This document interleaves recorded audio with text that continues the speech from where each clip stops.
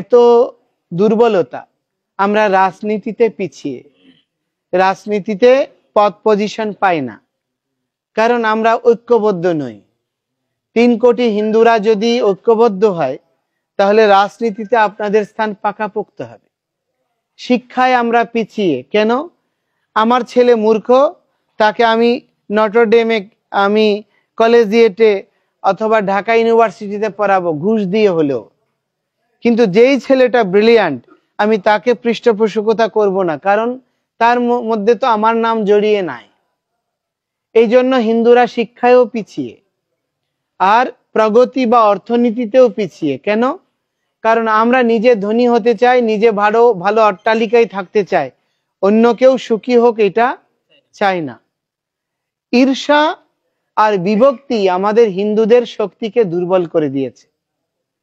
হিন্দুর যে অপার্থিব নাম, ঐক্যবদ্ধ, সঙ্গ শক্তি, সততা, আদর্শ, নির্ভীকতা, ভয় শূন্যতা, এইগুলো আজকে লুপ্ত হয়ে গেছে। হিংসা আর বিভক্তি গ্রাস করেছে।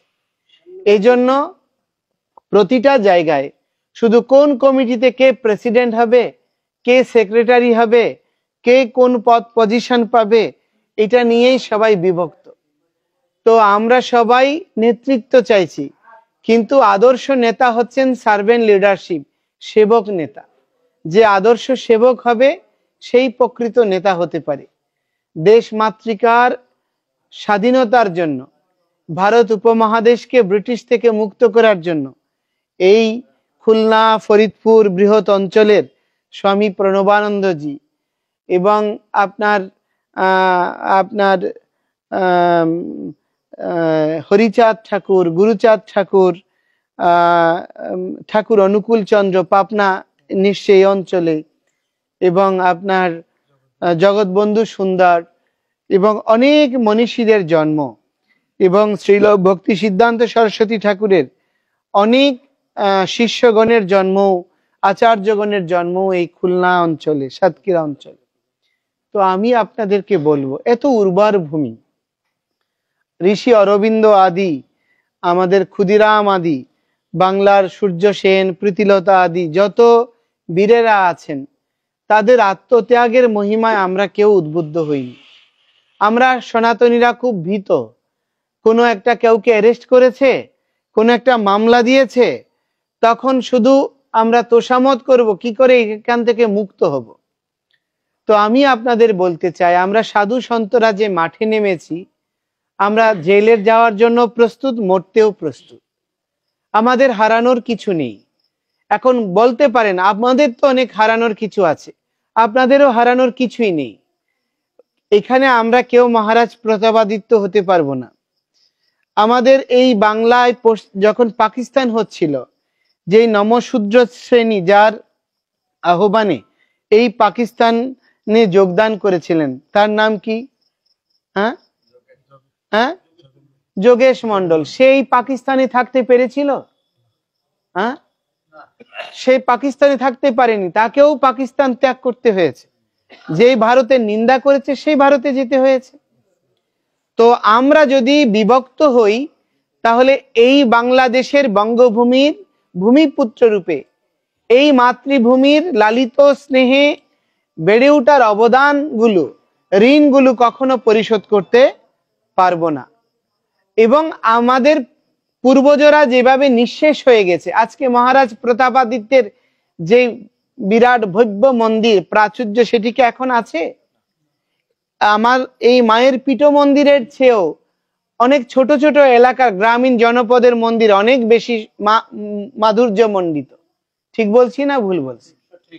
তাহলে সেই রকম ঐতিহ্যগুলো যখন হারিয়ে গিয়েছে, সেখানে আপনার স্ত্রী পুত্র, আপনার অর্থ সম্পদ, বৈভব, পারিবারিক সম্পত্তি আপনাকে কতদিন বাঁচিয়ে রাখবে?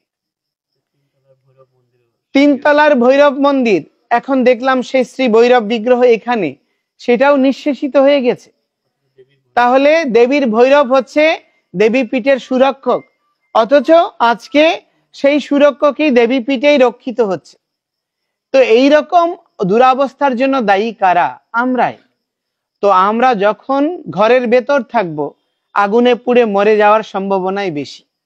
যদি ঘর থেকে বেরোই আঘাত পেতে পারি, অঙ্গহানি হতে পারে, কিন্তু প্রাণে বেঁচে থাকার সম্ভাবনা রয়েছে। সেজন্য আমি আপনাদেরকে বলবো, আমরা যেন আমাদের ইতিহাস ঐতিহ্যকে সংরক্ষণের জন্য, পূর্বজদের মর্যাদাকে সুসংরক্ষণের জন্য, আমাদের ধর্ম, কৃষ্টি, ইতিহাস, ঐতিহ্যকে বাঁচিয়ে রেখে বাংলার অসাম্প্রদায়িকতা, বাংলাদেশের পরস্পর অসাম্প্রদায়িক চরিত্র, পরস্পরের প্রতি ভালোবাসা এবং সমস্ত জাতি, বর্ণ, ধর্ম নির্বিশেষে সকলের সহাবস্থান নিশ্চিত করার জন্য, গণতন্ত্রকে সুরক্ষিত রাখার জন্য, যদি দেখুন আমরা যদি না থাকি বাংলাদেশে, তাহলে কারা থাকবে? শুধু ইসলাম ধর্মাবলম্বীরা থাকবে। দেখবেন তাদের মধ্যে অনেক আকীদা রয়েছে, অনেক মতাদর্শ রয়েছে, তখন তারাই সংঘর্ষ করবে।